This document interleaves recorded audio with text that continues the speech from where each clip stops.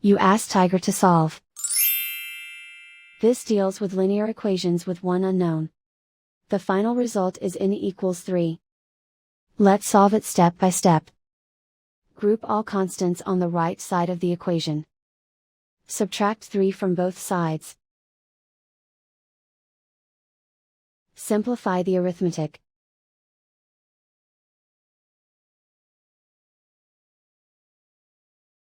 Isolate the n. Divide both sides by 3. Simplify the fraction. Find the greatest common factor of the numerator and denominator.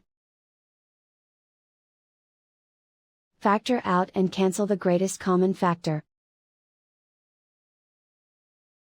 And so the final result is n equals 3.